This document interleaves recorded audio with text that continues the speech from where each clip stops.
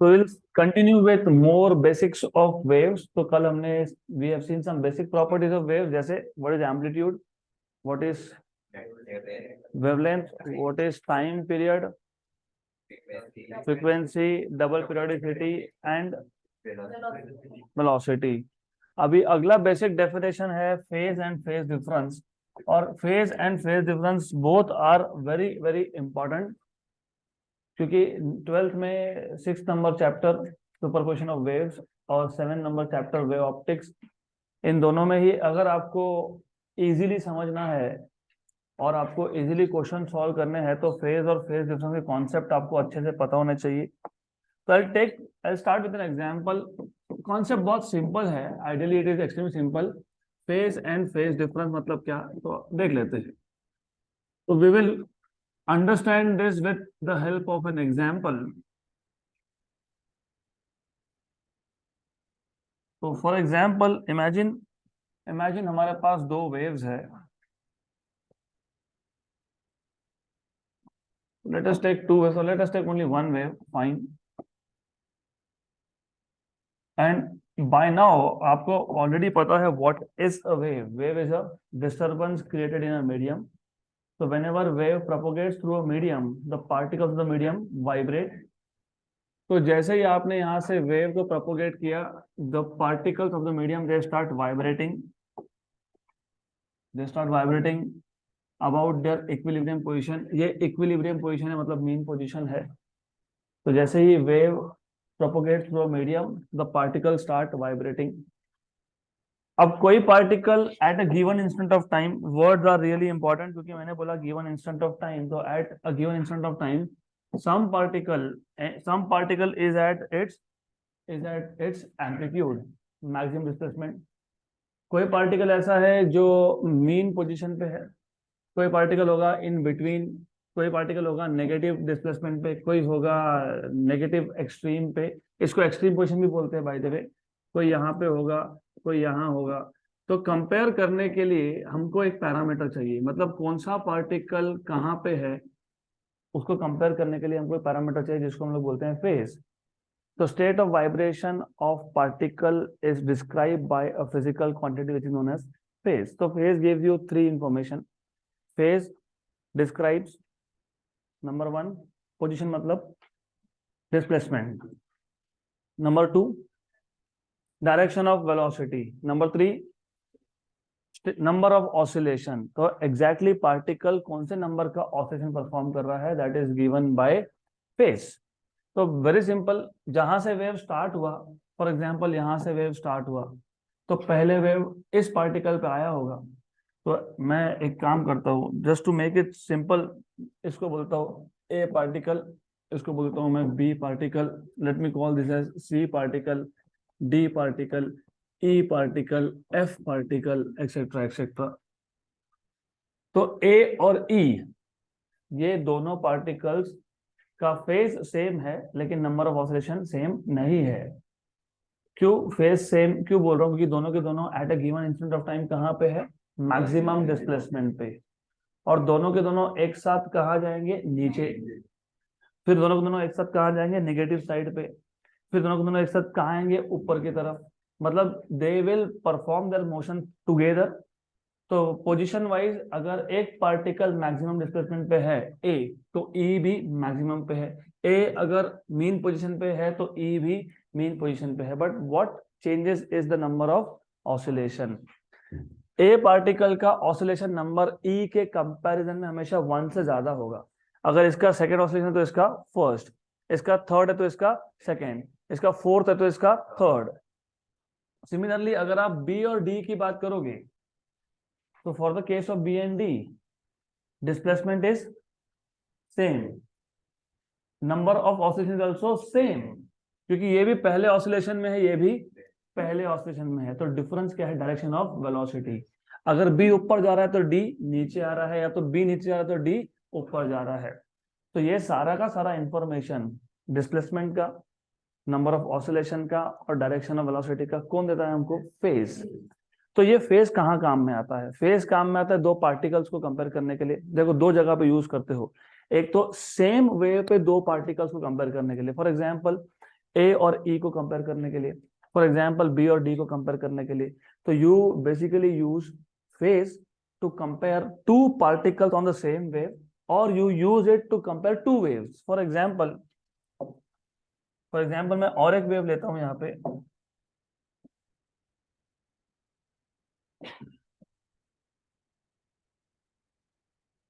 तो just for an example let us consider one more wave here for comparison purpose. तो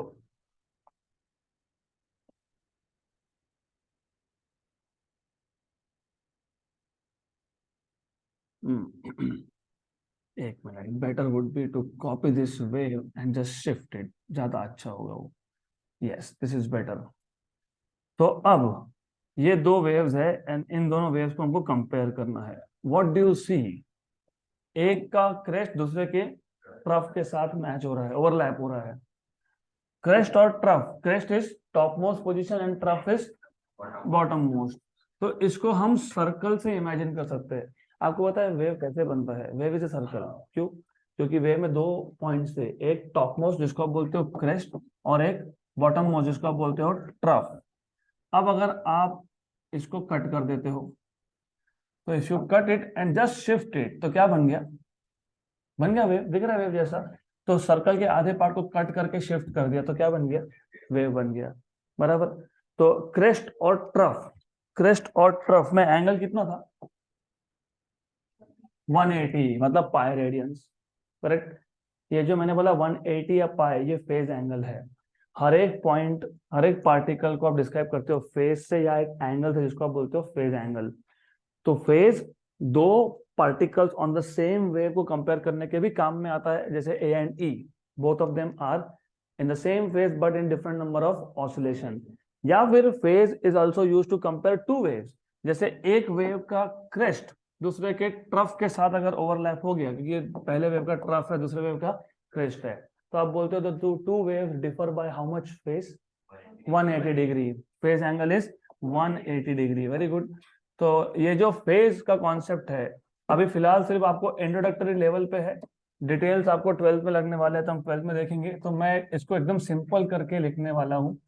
only thing you need to know is phase of a wave describe the state of oscillation. तो phase of a wave describe the state of oscillation. I better say phase of a particle. Phase of a particle describe the state of vibration, या state of oscillation. State of oscillation.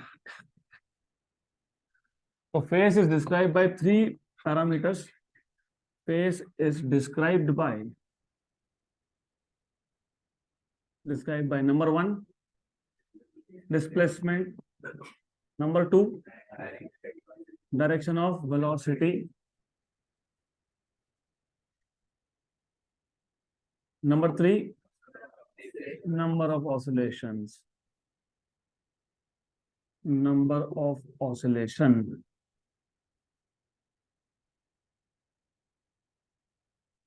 And that is the only thing we are going to write. ज़्यादा हम लिखेंगे नहीं, बाकी तो फिर it is just part of understanding.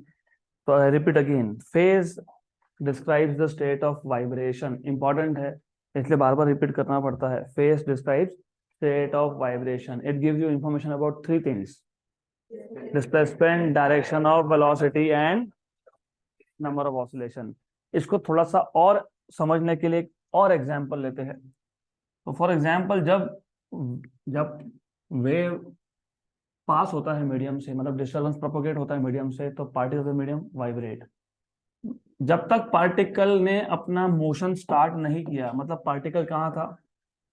Rest पे, मतलब मेन पोजीशन पे, मतलब इक्विलिब्रियम पोजीशन पे। इसको हम बोलते हैं जीरो एंगल। कितना एंगल?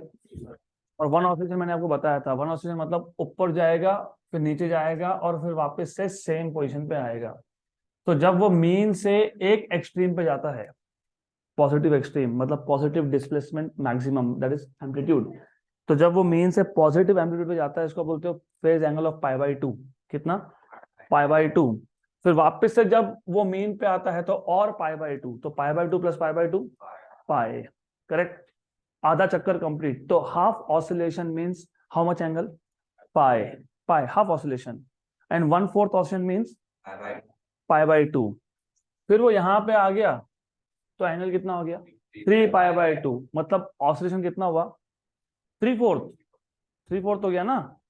और वापस से ये पहुंच गया अपनी जगह पे 2 पाई, मतलब एक राउंड कंप्लीट। मतलब टाइम की बात करो तो टाइम पीरियड कैपिटल टी, क्योंकि एक राउंड कंप्लीट करने के लिए जो टाइम लगता है उसको तुम क्या बोलते हो, टाइम पीरियड, करेक्ट। तो एक ऑसिलेशन में कितना एंगल कवर हुआ, 2 पाई। तो इट इज जस्ट लाइक कि मैं मेन पोजीशन पे था, I go here, time is t/4, angle is pi/2, and I come back to mean position, angle is pi, time period is t/2, क्योंकि t/4 plus t/4, 2t/4 is t/2, then I go here और एक t/4, तो 3 बार t/4 हो गया, 3t/4, angle 3 बार pi/2 हो गया, तो 3 pi/2, then I come back to वापस mean position, 4 times t/4 मतलब t, and 4 times pi/2 मतलब 2 पाई, एक राउंड कंप्लीट। मतलब 0 से 2 पाई एंगल के बीच में पार्टिकल का ऑसिलेशन नंबर क्या है, 1, बिकॉज 0 to 2 पाई में particle is still performing its first oscillation. अब अगर वापस मैं यहां जाता हूं, 2 pi plus pi/2, how much is 2 pi plus pi/2, 5 pi/2, then I come back here 3 pi, 5 pi/2 plus pi/2, 6 pi/2, that is 3 pi, 7 pi/2, 4 pi. तो 2 पाई से 4 पाई के बीच में एंगल हुआ तो ऑसिलेशन नंबर 2, बराबर। 0 से 2 पाई में पहला, 2 पाई से 4 पाई में दूसरा, 4 पाई से 6 पाई में तीसरा, 6 पाई से 8 पाई में चौथा, 8 पाई से 10 पाई में पांचवा, 10 पाई to 12 पाई 6। तो फेज इज रियली इंपॉर्टेंट क्योंकि आपको पूरा इंफॉर्मेशन दे रहा है। For example, now coming back to the same example here, A ज्यादा ऑक्सीजन परफॉर्म करेगा कि ई, ए, क्योंकि वेव कहां से स्टार्ट हुआ।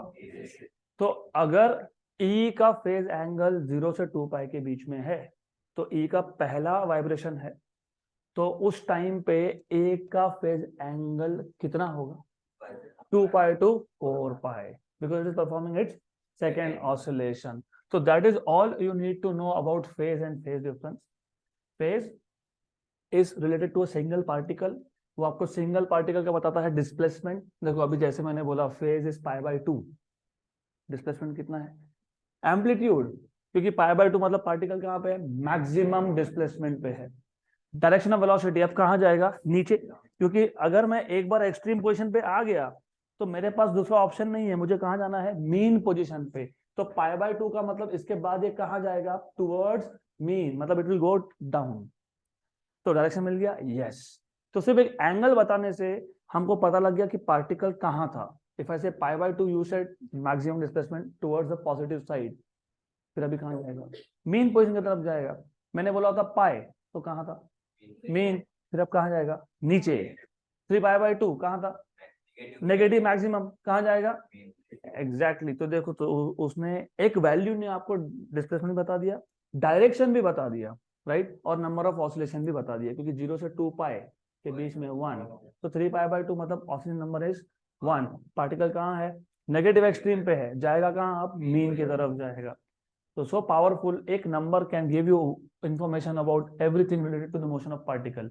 ये है फेज ऑफ सिंगल पार्टिकल। तो फेज डिफरेंस क्या, जब दो पार्टिकल को मैं कंपेयर करूंगा, फॉर एग्जांपल कर लेते हैं pi/2 एंड 5 pi/2, बताओ।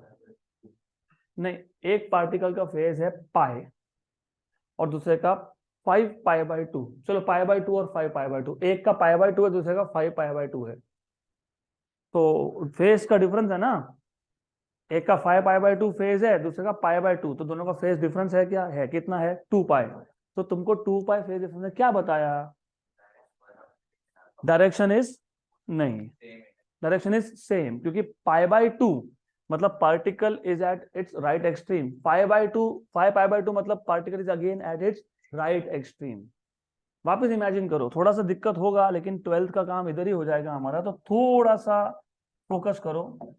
एक काम करो, इस लाइन को मान लेते हैं मेन पोजीशन, ये आ गया आपका राइट एक्सट्रीम, ये आ गया आपका लेफ्ट एक्सट्रीम, ये आ गया आपका राइट एक्सट्रीम, ये आ गया आपका लेफ्ट। राइट मतलब पॉजिटिव और लेफ्ट मतलब नेगेटिव। बराबर, यहाँ तक क्लियर। जब जब यहाँ का पार्टिकल ई का पार्टिकल राइट एक्सट्रीम पे है और ए का पार्टिकल भी राइट एक्सट्रीम पे है, तो दोनों अपने पॉजिटिव एक्सट्रीम पे है, कहाँ जाएंगे? क्लियर, मतलब आपको एम्पलीट्यूड, डिस्प्लेसमेंट इज एम्पलीट्यूड, तो डिस्प्लेसमेंट तो मिल गया, डायरेक्शन भी मिल गया, कहाँ जाएंगे? सिर्फ डायरेक्शन और दोनों सेम है, लेकिन क्या अलग है? Very good, very good. इसका फेस कितना बताया तुमने? 5 पाई/2। इसका कितना बताया? तो फेस डिफरेंस कितना है? 2 पाई। कितना है? 2 पाई। तो जब दो पार्टिकल्स में 2 पाई का फेस डिफरेंस हो, मतलब वो दोनों पार्टिकल्स का डिस्प्लेसमेंट सेम है, डायरेक्शन वेलोसिटी भी सेम है, सिर्फ number of oscillation is different by 1, that's it. क्योंकि जब तुम पाई/2 बोल रहे हो, मतलब उल्टा, एक्चुअली उल्टा होना चाहिए, क्योंकि वेव पहले कहाँ पहुंचा था? ए पे। तो पहले वेव यहाँ पे आया था, बाद में वेव यहाँ पे आया था। गुड। तो व्हेन यू से दिस इज 5 पाई/2, तुम बता ये रहे हो कि ये कहाँ पे है? मैक्सिमम डिस्प्लेसमेंट पे है। कहाँ जाएगा? मीन पे जाएगा। लेकिन ऑक्सीजन नंबर क्या है? 2। जब तुम पाई/2 बोलो तो तुम क्या बता रहे हो? ये कहाँ पे है? मैक्सिमम डिस्प्लेसमेंट पे है, पॉजिटिव साइड पे। कहाँ जाएगा? मीन की तरफ जाएगा। लेकिन ऑक्सीजन नंबर क्या है? 1। What is difference? 1। तो दिस इज फेज डिफरेंस।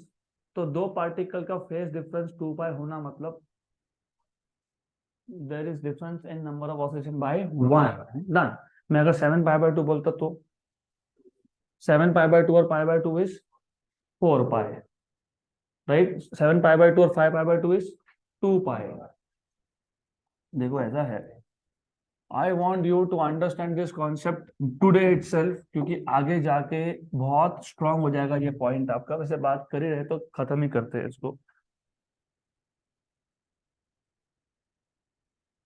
और और जो भी इंजीनियरिंग करने के प्लान में हो, इंजीनियरिंग के फर्स्ट ईयर में ये कॉन्सेप्ट वापस लगने वाला है आपको, और ज्यादा डिटेल में लगने वाला है। तो that is why finish it of now.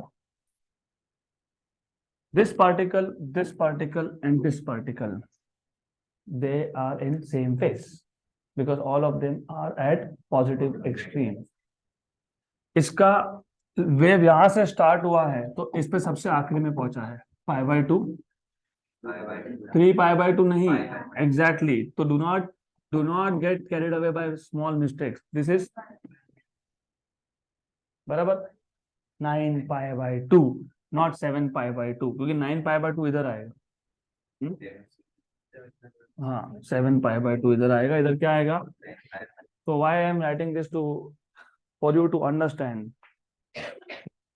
पाई/2, 5 पाई/2 डिफरेंस इज 5 पाई/2, 9 पाई/2 डिफरेंस इज, अगला क्या आएगा? 13 पाई/2। अगला क्या आएगा? 17। अगला क्या आएगा? डन। ये पाई/2 है, बराबर। तो ये क्या है? तो ये क्या है? आगे, डन। तो ये दोनों पार्टिकल सेम फेज में थे, यस। फेज डिफरेंस कितना था? 2 पाई। ये दोनों सेम फेज में है, यस। कितना है? 2 पाई। ये कितना डिफरेंस है? 2 पाई। ये पहले ऑसिलेशन में है, ये दूसरे में है, ये तीसरे में है, बराबर। गुड। तो अगर मैंने आपको सिर्फ बता दिया पाई/2, राइट, तो आप अगले पार्टिकल्स का भी ऑसिलेशन नंबर निकाल सकते हो, क्योंकि 5 पाई/2 मतलब 9 पाई/2 मतलब 13 पाई/2 मतलब 17 मतलब, डन। तो चेक कर लेना, पाई/2 ये 0 से 2 पाई के बीच में आता है, तो ऑक्सीजन नंबर इज 1। 5 पाई/2 ये 2 पाई से 4 पाई के बीच में आता है, ऑक्सीजन नंबर इज 2। अगला कौन है? 9 पाई/2 मतलब 4.5 पाई। ये 4 पाई से 6 पाई के बीच में था, ऑक्सीजन नंबर इज 3। उसके बाद क्या था? 13 पाई/2 मतलब 6.5। ये 6 और 8 के बीच में था, ऑक्सीजन नंबर इज 4। हो गया क्लियर यहां तक? पक्का पक्का। तो फेज हमको क्या बताएगा? Quick, displacement, direction, velocity and, और फेज डिफरेंस क्या बताएगा? what is the difference between the two particles in terms of oscillation number. Done. That is all you need to know. So important concept था. Now let us move ahead to next important property. Next important thing, देखो जिस medium में से wave propagate होता है उसके कुछ properties होने चाहिए। फॉर एग्जाम्पल हमने 3-4 एग्जाम्पल लिए। नंबर 1 हमने लिया था वाटर वेव। एक वाटर का सरफेस था, उस पर आपने एक स्टोन को ड्रॉप कर दिया, रिपल्स बने, लेकिन थोड़ी देर के बाद वापस से वाटर का सरफेस क्या हो जाता है, काम हो जाता है, वापस वो हो जाता है फ्लैट। कि वो दिखता ही रहेगा हमेशा? नहीं, बराबर। जैसे स्ट्रिंग का केस लिया था हमने, एक स्ट्रिंग का एक एंड दीवार पे बांधा और दूसरे को हम लोग वाइब्रेट कर रहे हैं, बराबर। तो क्या बनेगा, क्रेस्ट ट्रफ, क्रेस्ट ट्रफ। और अगर मैंने वाइब्रेट करना बंद कर दिया तो क्या होगा, all the particles will go back again to their original position. Do you remember something, when a body goes back to its original state after the removal of external force is elasticity, right? जब मैं बात करता हूँ my throat generates vibration, longitudinal waves, वो आप तक पहुंचते हैं, right? थोड़ी देर के बाद जो मैं बोल रहा हूँ वो साउंड खत्म हो जाता है, होता है ना, कि सुनते ही रहोगे मैं जो बोल रहा हूँ वो बार बार आ ही रहा है। मैंने बोला हाय और आप हाय हाय हाय हाय हाय सुन रहे हो, ऐसा होता है? नहीं, मतलब वो क्या रहा है, the particles are going back to their original position. मतलब एक चीज तो पक्का है, जिस मीडियम में से वेव ट्रैवल होने वाला है it should have property of elasticity. The particles of the medium should go back to their original position. देखो फॉर मैकेनिकल वेव्स, क्योंकि हम मैकेनिकल वेव्स की बात कर रहे हैं, what is mechanical wave, which requires a material medium. So for mechanical waves to propagate through a medium, the medium should possess certain properties. सबसे पहला है कि medium continuous होना चाहिए। For example, मैंने एक रस्सी लिया, एक एंड वहां बांधा, दूसरा एंड मेरे हाथ में है, मैं वाइब्रेट कर रहा हूँ, बीच में से किसी ने रस्सी को काट दिया, तो वेव पहुंचेगा, ट्रेवल होगा?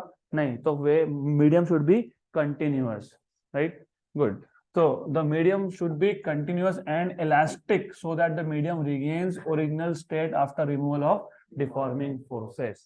नहीं तो वाटर की सरफेस पे स्टोन डाल देते और वैसे ही अटक जाता वो, फिर अगला कोई आता वो दूसरी जगह पे डालता तो वहां पे भी ऐसा वेव फॉर्म, फिर तीसरा कोई आता, हम जाते तो देखते कि अरे हर जगह पे ऑलरेडी वेव्स है तो मैं कहाँ पे डालू अब। तो because after certain amount of time the medium will basically go back to its original position, ये होना चाहिए। Then the medium should possess inertia, ये छोड़ दो, ज्यादा हाई लेवल है, इनर्शिया सब छोड़ दो। उसके बाद इंपॉर्टेंट है the medium must be capable of storing energy and transferring it in the form of waves। क्योंकि मैंने आपको जब ये चैप्टर स्टार्ट किया हमने कल तो एक चीज बताई थी, वेव क्या है, ट्रांसपोर्ट सर्विस है। किसका ट्रांसपोर्ट सर्विस है? एनर्जी एंड मोमेंटम का। तो एनर्जी को स्टोर भी करना चाहिए और उसको एक जगह से दूसरी जगह पे ट्रांसफर भी करना चाहिए। And lastly the frictional resistance of the medium must be negligible so that the oscillations will not be damped. अब ये भी आप 12th में सीखोगे, डैम्ड ऑसिलेशन और अनडैम्ड ऑसिलेशन का मतलब क्या होता है। फॉर एग्जांपल, जिस मीडियम में फ्रिक्शनल रेजिस्टेंस निग्लिजिबल हो, जिस मीडियम में फ्रिक्शनल रेजिस्टेंस निग्लिजिबल हो, फॉर एग्जांपल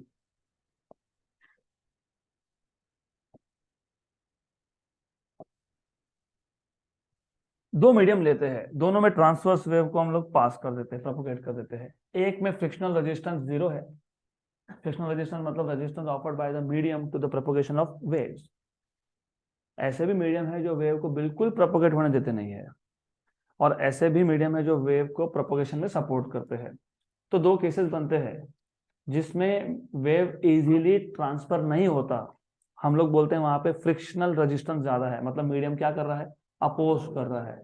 और जहां पे इजीली वेव प्रोपोगेट होता है तो हम लोग क्या बोलते हैं कि मीडियम अपोज नहीं कर रहा है, मीडियम उसको सपोर्ट कर रहा है, it is allowing the wave to pass through. तो दो केस लेते हैं, एक लेते हैं जहां पे फ्रिक्शनल रेजिस्टेंस नहीं है, और एक केस लेते हैं जहां पे फ्रिक्शनल रेजिस्टेंस है। तो जहां पे फ्रिक्शनल रेजिस्टेंस नहीं है वहां पे वेव का एम्पलीट्यूड हमेशा सेम रहेगा, it will always be the same. तो विद टाइम या फिर with distance amplitude is not decreasing, इसको बोलते हैं अनडैम्ड ऑसिलेशन। क्या बोलते हैं उसको? अनडैम्ड। चैप्टर नंबर 5 12th में वापस डिटेल देखना है। और अगर मीडियम में रेजिस्टेंस है तो in that case you will have something like this, जिसमें विथ टाइम और with distance amplitude is decreasing.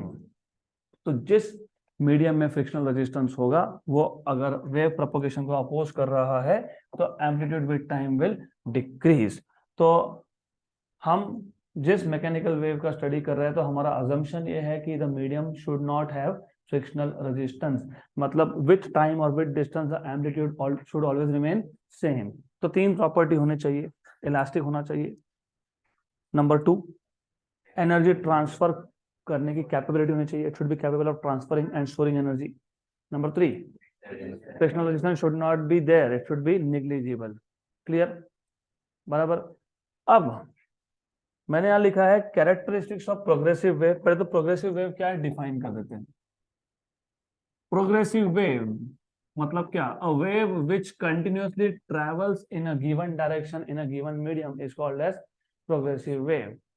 एक वेव है जैसे ये, this wave continuously travels in a given medium in a given direction, तो क्या बोलोगे? Progressive wave. ऐसे भी वेव है, वो आप 12th में सीखोगे, which do not travel at all, वो ट्रेवल करते ही नहीं है, उसको बोलते हो स्टैंडिंग वेव या फिर स्टेशनरी वेव। अगर वेव स्टैंडिंग है मतलब वेव एक पॉइंट से दूसरे पॉइंट पे जा ही नहीं रहा है तो वो एनर्जी ट्रांसफर करेगा क्या? नहीं। तो पहले हमारा फोकस है व्हाट इज प्रोग्रेसिव वेव, तो डिफाइन कैसे करोगे? A wave which continuously travels in a given medium in a given direction is known as progressive wave, right?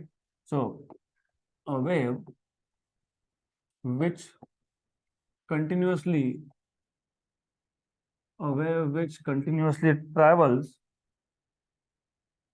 continuously travels in a given medium in a given direction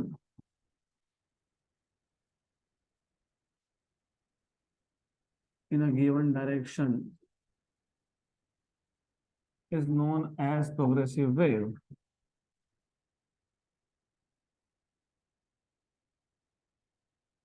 और progressive wave का details हम लोग 12th में वापस सीखेंगे। Actually इसको simple harmonic progressive wave बोलते हो। प्रोग्रेसिव क्यों बोलते हो? क्योंकि it continuously travels in a given medium in a given direction, continuously चलता ही जाता है ये। और सिंपल हार्मोनिक क्यों बोलोगे? मैंने कल बताया था, सिंपल हार्मोनिक मोशन मतलब कौन सा मोशन? हाँ, लेकिन वो कौन सा मोशन होता है? Vibration, oscillation. तो जब एक मीडियम से, जैसे ये एक रस्सी है, इसमें से जब वेव प्रोपोगेट हुआ, प्रोग्रेसिव है क्या? यस। क्योंकि कंटिन्यूअसली ट्रैवल कर रहा है क्या? यस। मीडियम के पार्टिकल्स क्या कर रहे हैं? ऑसिलेशन। मतलब कौन सा मोशन? वाइब्रेशन। मतलब कौन सा मोशन? Simple harmonic motion. तो ऐसे वेव को क्या बोलोगे? Simple harmonic progressive wave. Progressive क्यों? क्योंकि the wave continuously travels in a given medium in a given direction. और सिंपल हार्मोनिक क्यों? क्योंकि all the particles of the medium perform simple harmonic motion. So when a wave continuously travels in a given medium in a given direction and the particles of the medium perform simple harmonic motion, then the wave is said to be simple harmonic progressive wave. तो फिलहाल 11th में सिर्फ progressive wave बोला है इसको, लेकिन इसी चीज को 12th में बोलोगे सिंपल हार्मोनिक प्रोग्रेसिव वेव। उसके भी कुछ कैरेक्टरिस्टिक्स है, और मैंने आपको बताया था कि जब मीडियम के पार्टिकल्स वाइब्रेट होते हैं तो what is same? Amplitude. What is same? Time period. अब टाइम पीरियड सेम है तो फ्रीक्वेंसी अपने आप ही सेम हो जाएगा, बिकॉज फ्रीक्वेंसी इज 1/टाइम period. So all the particles of the medium have same amplitude, period and frequency. Simple. जब प्रोग्रेसिव वेव एक मीडियम में से ट्रैवल करेगा, particles will vibrate and this vibrating particles will have same amplitude, same period and same frequency. सिर्फ change क्या होगा? Phase. Phase एक particle का और उसका इमीडिएटली अगले पार्टिकल का फेज सेम है क्या? नहीं है। Going back to this diagram again, जहां पे हमने फेज की बात की थी। इमेजिन ये एक पार्टिकल ए है, दूसरा है बी। ए कहां पे है? मैक्सिमम डिस्प्लेसमेंट मतलब एम्पलीट्यूड पे। बी कहां है? इन बिटवीन है, मीन और मैक्सिमम के बीच में है। तो स्टेट ऑफ वाइब्रेशन सेम है क्या? नहीं है। तो what is changing? Phase. Phase is changing from particle to particle. A का फेज अलग, बी का अलग, यहाँ पे कोई पॉइंट होगा सी, उसका अलग, डी का अलग, ई का अलग।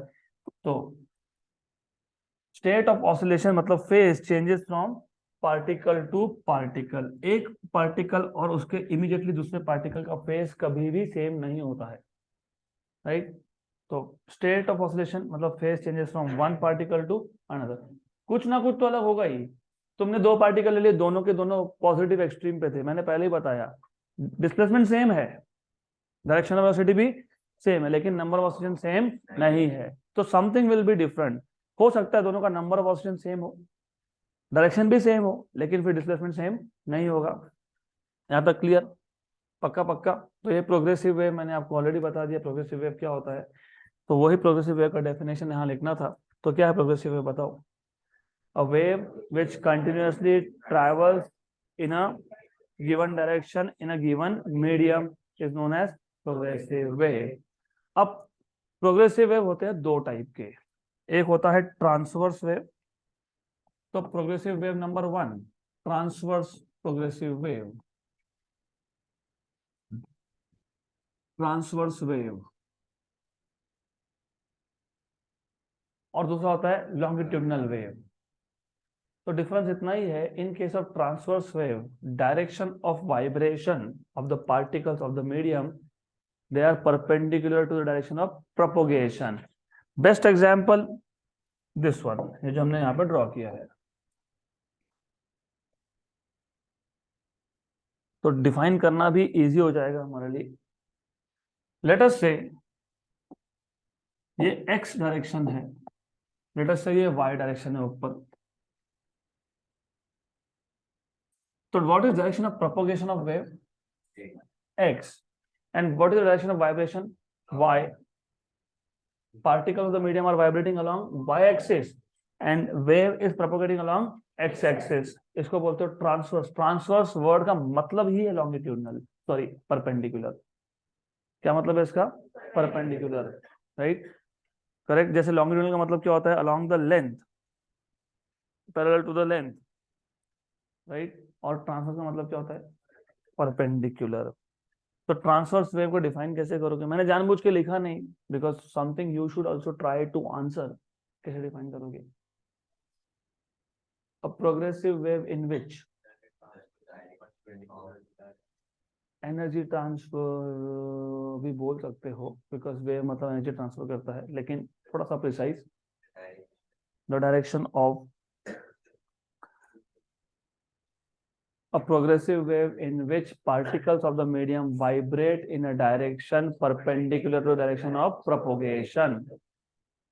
A progressive wave in which particles of the medium vibrate in a direction perpendicular to the direction of propagation. अगर वेव x डायरेक्शन में प्रोपोगेट हो रहा है तो particles are vibrating along y और अलोंग z, इसको बोलते हो transverse wave. So transverse wave is a progressive wave in this case, a progressive wave in which particles of the medium vibrate in a direction perpendicular to the direction of propagation. So longitudinal कैसे define करोगे? A progressive wave in which the particles of the medium vibrate in a direction parallel to the direction of propagation. Very good. तो वो भी हम imagine करेंगे, थोड़ा सा उसका इमेजिनेशन बढ़ाना पड़ेगा। फिलहाल ये सही है, this is not very complicated. Transverse wave को इमेजिन करना इजी है। Particles are vibrating along y and wave is propagating along x। तो ये जो ट्रांसवर्स प्रोग्रेसिव वेव है, इसके कुछ 7-8 कैरेक्टरिस्टिक्स है that you should know, important and easy, बहुत ही इजी। और पहला कैरेक्टरिस्टिक हमेशा उसका डेफिनेशन ही होता है, तो देख लो, डेफिनेशन ही होगा, मैंने अभी बताया। ट्रांसवर्स वेव में वाइब्रेशंस का डायरेक्शन क्या है? तो all the particles of the medium in the path of wave vibrate in a direction perpendicular to direction of propagation of the wave with same period and amplitude. Good, right. Vibration along y, propagation along x. Good. तो as you can see, क्योंकि vibration along y है, propagation along x है, तो जब ये wave एक medium में से प्रोपोगेट होगा तो क्या हो रहा है? ये कौन सा पॉइंट है? मैक्सिमम एम्पलीट्यूड, क्या बोलते हो इसको? क्रेस्ट। ये कौन है? ये कौन है? ये कौन है? ये कौन है? ये कौन है? तो अल्टरनेट क्या है? क्रेस्ट ट्रफ है क्या alternate? Yes. So when transverse wave passes through a medium, the medium is divided into alternate crest, that is region of positive displacements, and troughs that are regions of negative displacement. तो पहला property उसका definition था. दूसरा property, medium gets divided into alternate crest and trough, where crest are locations of positive displacement and trough they are regions of negative displacement. तीसरा property simple. तीसरा property में थोड़ा सा इन्होंने जो लिखा है I don't agree with it, क्योंकि जाने दो, I will not go to detail also. मैं इस पॉइंट को पूरा हटा देने वाला हूँ. थर्ड नंबर का जो पहला सेंटेंस है, I am just going to wipe it out. यहां से स्टार्ट करेंगे. How do you define wavelength?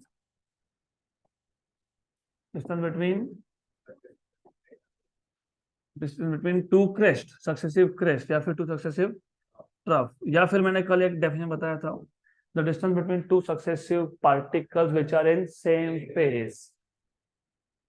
तो देखो, the distance measured along the wave मतलब in the direction of wave propagation. Wave is propagating in which direction? तो distance measured along x ऐसा बोला है. अलोंग y मेजर किया क्या? नहीं. तुमने वेवलेंथ अलोंग x मेजर किया कि अलोंग y किया? x. तो the distance measured along the wave between any two successive points in the same phase. आ गया वही बात, सेम फेज. तो क्रेस्ट और क्रेस्ट क्या होता है? Same phase. ट्रफ और ट्रफ क्या होता है? Same phase. Is called as wavelength. तो मैंने कल इसके लिए बताया था कि क्रेस्ट टू क्रेस्ट डिस्टेंस को तुम वेवलेंथ बोलते हो, ट्रफ टू ट्रफ को बोलते हो, लेकिन इसका ज्यादा एग्जैक्ट डेफिनेशन क्या है? The distance between two successive particles which are in same phase is known as wavelength. तो तीसरा कैरेक्टरिस्टिक डेफिनेशन है किसका? वेवलेंथ का.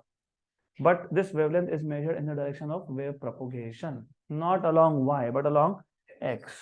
देन अब मैंने आपको बताया था कि वेव क्या करता है? एनर्जी ट्रांसफर करता है. तो कैसे करता है?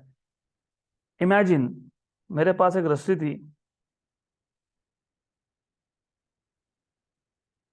पहले हमने यहाँ पे इसमें डिस्टरबेंस प्रोपोगेट किया ही नहीं. फिर मैंने इस रस्सी के एक एंड को ऊपर उठाया, फिर नीचे लेके गया, राइट. तो मैंने इसको ऊपर उठाया, मतलब मेरे हाथ में जो एंड है वो क्या बन गया? क्रेस्ट. फिर मैंने इसको नीचे झटका दे दिया, तो जो मैंने क्रेस्ट पहले जनरेट किया था वो कहाँ गया? आगे गया, प्रोपोगेट हो गया. कहाँ गया? आगे गया. तो जो क्रेस्ट हमने पहले जनरेट किया था वो आगे चला गया, राइट. करेक्ट, बराबर. फिर ये और आगे जाएगा. तो कौन ट्रेवल कर रहा है? Crest and trough. तो एनर्जी कौन लेके जा रहा है? That is the next property. So if you see, crest and trough advance in a medium and are responsible for transfer of energy. तो ये theoretical topic, in fact physics में सबसे ज्यादा मजा थ्योरी का है, क्योंकि याद रखना वो अपने ऊपर होता है कि जैसे तुम इमेजिन करते हो. वंस यू स्टार्ट फिजिक्स को अगर इजी करना है ना, एक सिंपल फंडा है उसके लिए, रटना बंद करना. Start imagination. बहुत सिंपल सी चीज थी. Particles are vibrating in a direction perpendicular to wave propagation. Simple. जब ट्रांसवर्स वेव प्रोपगेट हुआ, मीडियम में क्या हो गया? Crest of crest of crest of, मतलब medium gets divided into alternate crest and trough. तो crest to crest distance, trough to trough distance wavelength है. फिर एनर्जी ट्रांसफर हो रहा है, क्योंकि ये प्रोग्रेसिव वेव है. प्रोग्रेसिव वेव एनर्जी को एक जगह से दूसरी जगह पे लेके जाता है. तो कौन लेके गया? Crest and trough, right. अगला बात यह है कि क्या हर एक मीडियम में से ट्रांसवर्स वेव प्रोपगेट होगा?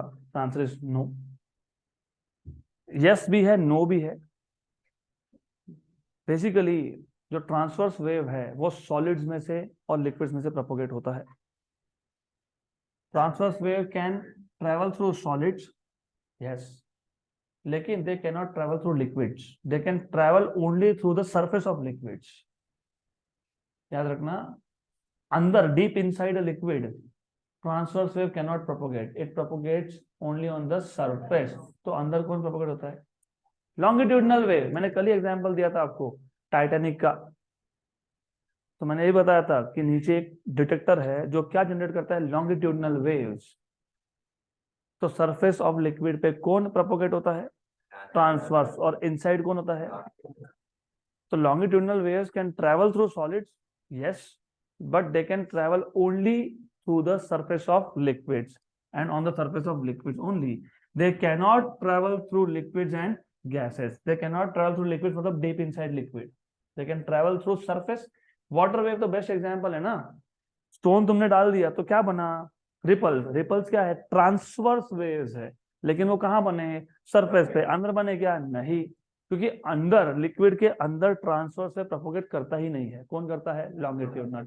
और गैसेस में तो ट्रांसफर से प्रोपोगेट करता ही नहीं है। गैसेस में कौन प्रोपोगेट करता है, लॉन्गिट्यूडनल। तो जो मैं बोल रहा हूँ, जो वेव आप सुन रहे हो, that is sound is longitudinal wave. Good. तो ये भी इंपॉर्टेंट है। और एक टाइप का हमने ट्रांसवर्स वेव देखा था जिसको हमने बोला था नॉन मैकेनिकल वेव। वो कौन है, electromagnetic waves. They are also transverse wave, but they do not require material medium for their propagation. They can even travel through vacuum. थोड़ा सा theory है। I understand your struggle to keep yourself awake. पर है, पढ़ाना तो पड़ेगा ना, छोड़ तो सकते नहीं है। छोड़ना होता तो कब से सिलेबस डिक्लेयर कर दिया होता मैंने। हो गया सिलेबस खत्म, अभी लिख दूंगा क्लास के बाद, खत्म खत्म। ऐसे खत्म नहीं होता, वो काम में आएगा ये। और बाय द वे इस पे बोर्ड एग्जाम में क्वेश्चन आते हैं। Properties of progressive wave, differentiate between progressive wave and stationary wave. तो अब और एक चीज इंपॉर्टेंट है, जब भी डिस्टरबेंस एक मीडियम में से ट्रेवल करता है, डिस्टरबेंस मतलब कौन, वेव। तो दो केसेस है। एक टाइप ऑफ डिस्टरबेंस में, मतलब एक टाइप ऑफ वेव में, जिस मीडियम में से वेव प्रोपोगेट हो रहा है उसका प्रेशर चेंज होता है, अलग अलग पॉइंट पे अलग अलग प्रेशर होता है। दूसरे वेव में जब वेव एक मीडियम में से ट्रेवल करता है तो प्रेशर चेंज नहीं होता है, बराबर। तो ये वो वेव है जब ये एक मीडियम से प्रोपोगेट होगा तो प्रेशर चेंज नहीं होगा। तो whenever transverse wave propagates through a medium there is no change in the pressure. So when transverse waves advance through a medium there is no change in the pressure and density at any point of the medium. Change क्या होता है, shape हो ही रहा है, हो ही रहा है ना। जो पहले क्रेस्ट था वो पार्टिकल नीचे आएगा, फिर वो कहाँ जाएगा, ट्रफ पे, फिर कहाँ जाएगा, मीन पे, फिर कहाँ जाएगा, क्रेस्ट पे। तो what is changing is shape, what is not changing is pressure. तो when transverse wave propagate through a medium there is no change in the pressure and density at any point, बराबर। then number 7, if vibrations of all the particle along the path of wave are constrained to be in single plane। अभी इसका मतलब क्या है, मैं थोड़ा सा imagination बढ़ाना पड़ेगा यहाँ पे भी आपको। how many of you have used or still use sunglasses? कभी यूज किए होंगे या यूज करते हो सनग्लासेस? नहीं, नहीं, गर्मी में यूज नहीं करते। ज्यादा इंटेंसिटी ऑफ लाइट अगर हो तो सनग्लासेस पहनने के बाद क्या होता है, इंटेंसिटी कम हो जाता है। सो सी व्हाट इज हैपनिंग, है ना। वो सिर्फ शो ऑफ के लिए नहीं होता है। वो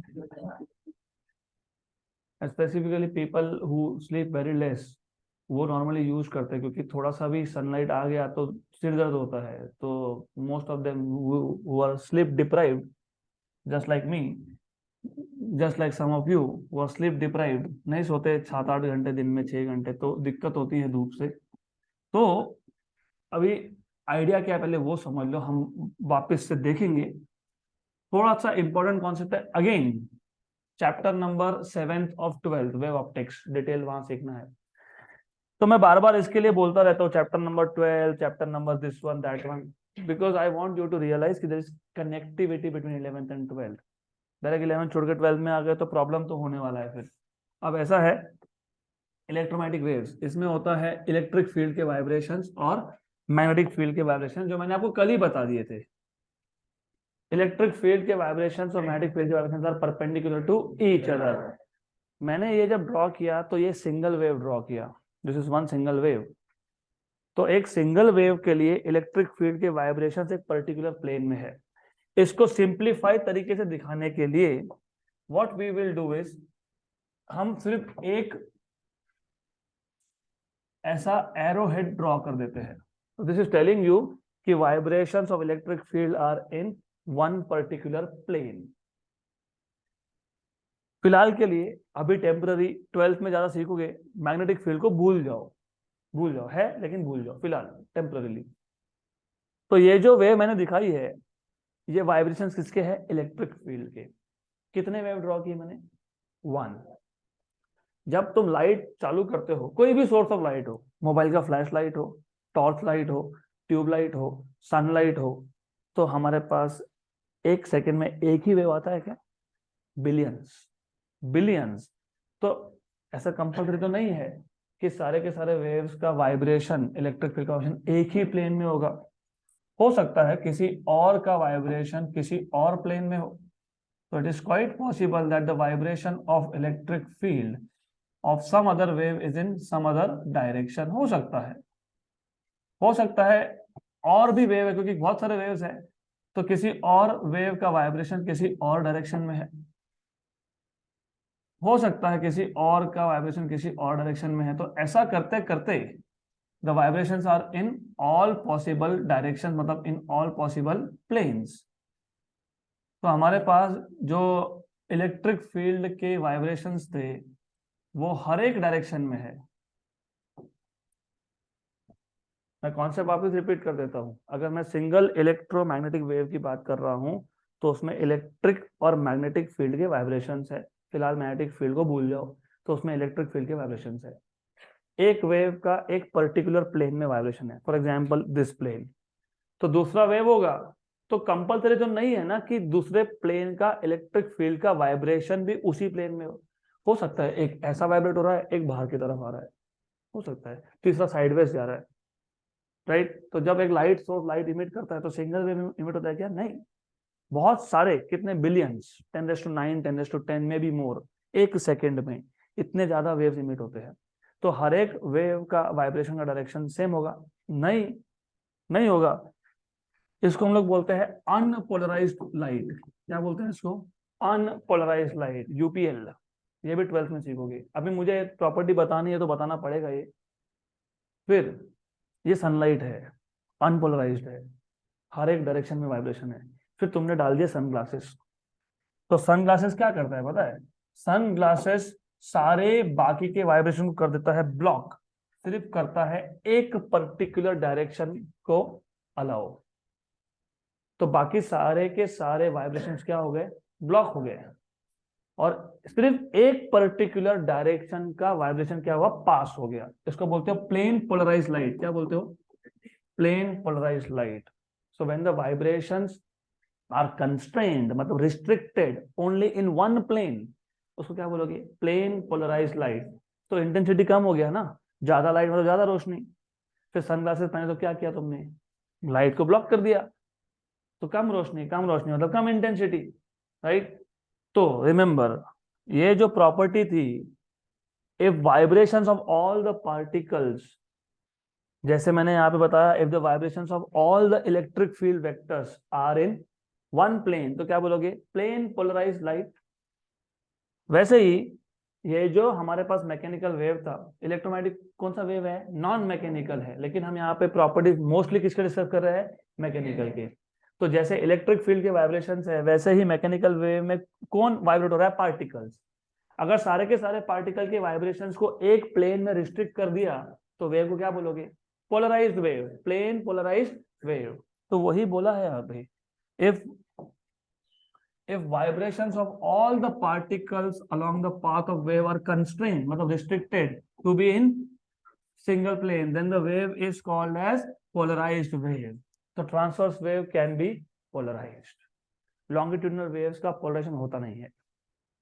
तो polarization concept strictly किसके लिए applicable है? transverse wave के लिए। longitudinal wave के लिए है क्या? no, right। बाकी तो ठीक है। अब 8 number property is not very important, तो आई विल नॉट डिस्कस। ये 7 properties they are extremely important. Remember, पहला property is definition, right. The particles of the medium vibrate in direction perpendicular to direction of propagation. Number 2, The medium gets divided into alternate crest and trough. Number 3, the distance between two successive particles which are in same phase is wavelength. Number 4, when a wave propagates, crest and trough advance through a medium, तो energy transfer कौन करता है? Crest and trough, right? Then they travel through solids and on the surface of liquids. They cannot travel through liquids and gases. Then when transverse wave travel through a medium, there is no change in pressure and density at different points of the medium. Then lastly, if the vibrations of all the particles are in same plane, then the wave is said to be plane polarized or simply polarized wave. इसके बाद है longitudinal wave, and then we will discuss characteristics of longitudinal waves. Longitudinal waves, नाम में ही है longitudinal, मतलब along the length. Let us take an example. वैसे when you speak, when I speak, that is the best example, लेकिन हम वो छोड़ के कोई और example की बात करते हैं. Let us take tuning fork. सुना है नाम? Yes. एक्सपेरिमेंट भी आया होगा.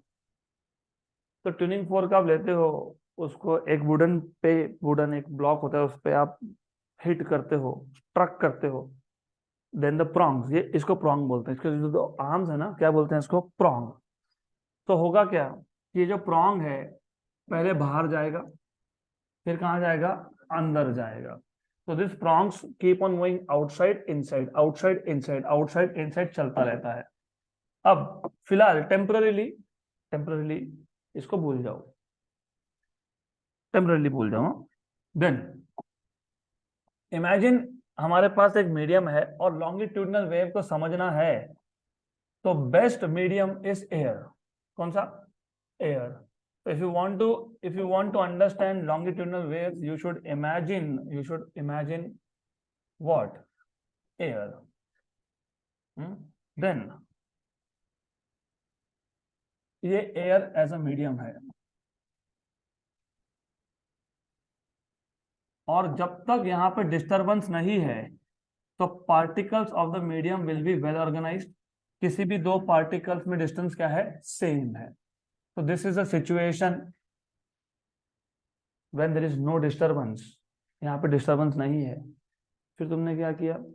तुम लाए ट्यूनिंग फोर्क को तुमने पैट कर दिया और एयर में रख दिया.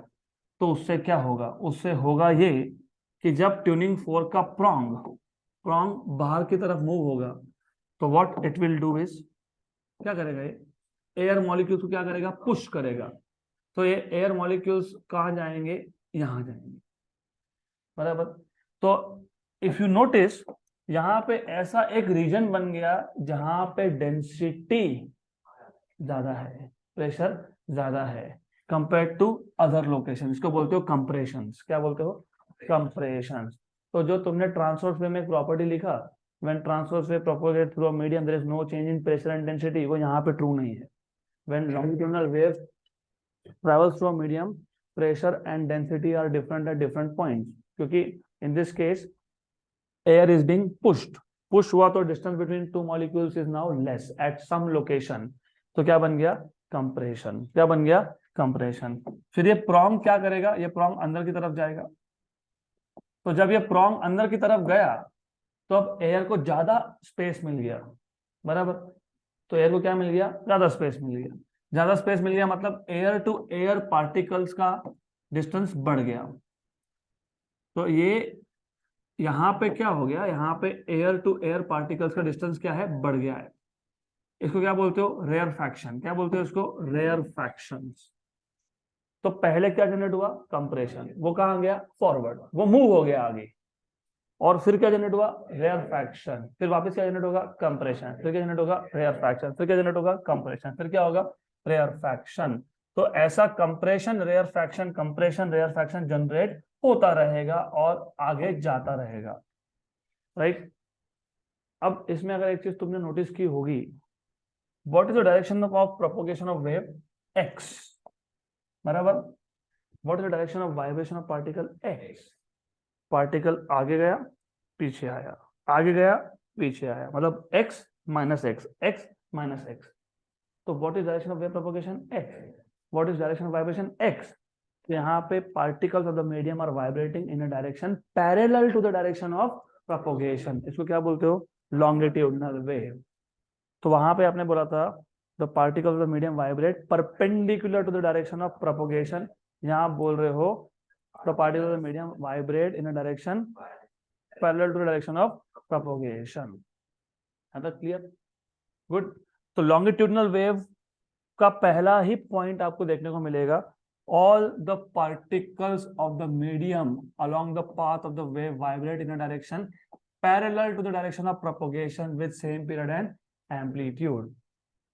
जब ट्रांसवर्स वेव प्रोपोगेट होता है तो medium gets divided into alternate crest and trough.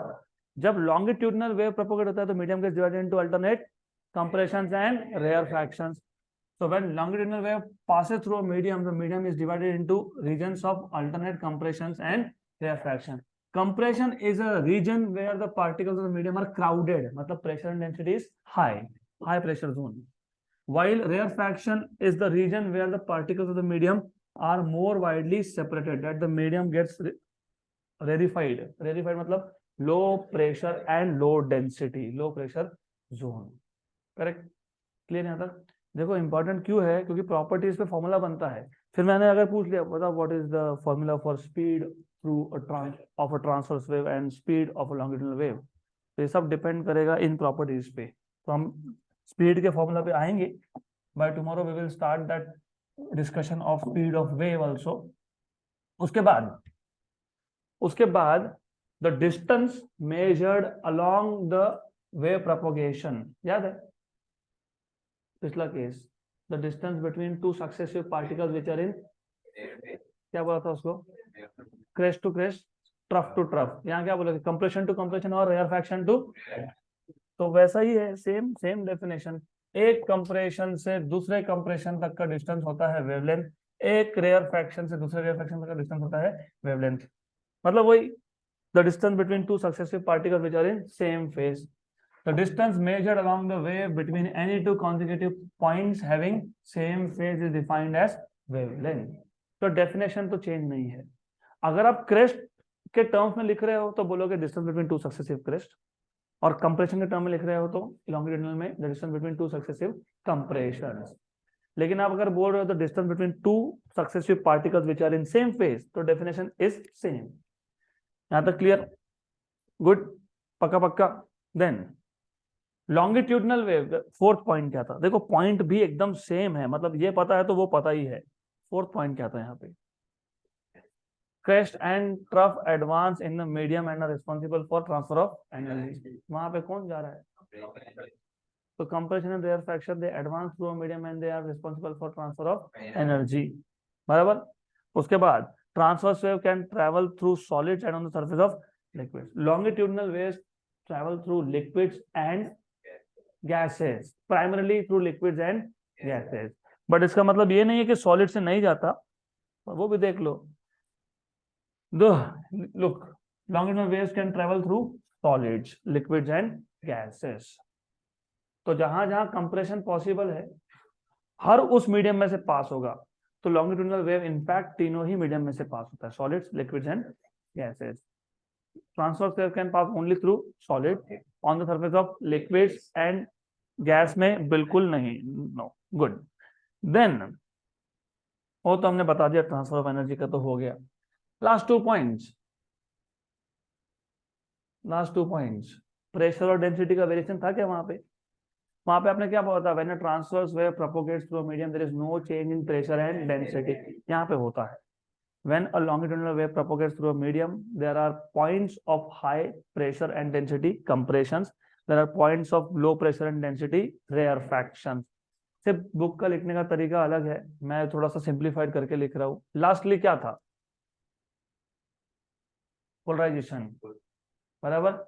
अब ये पोलराइजेशन समझने के लिए आपको 12 तक का वेट करना पड़ेगा। सिर्फ इतना याद रखना, जैसे हमने ट्रांसवर्स वेव में बोला था कि हमने कुछ वाइब्रेशंस को ब्लॉक कर दिया।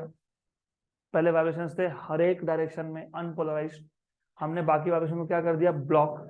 सिर्फ एक ही डायरेक्शन के वाइब्रेशन को क्या किया? पास। वैसा कोई कॉन्सेप्ट लॉन्गिट्यूडनल वेव में होता ही नहीं है। So the concept of polarization is not applicable to longitudinal waves. तो longitudinal waves cannot be polarized, उसमें polarization होता ही नहीं है। यहाँ तक क्लियर? गुड। तो बाकी का आप देखेंगे हम लोग कल।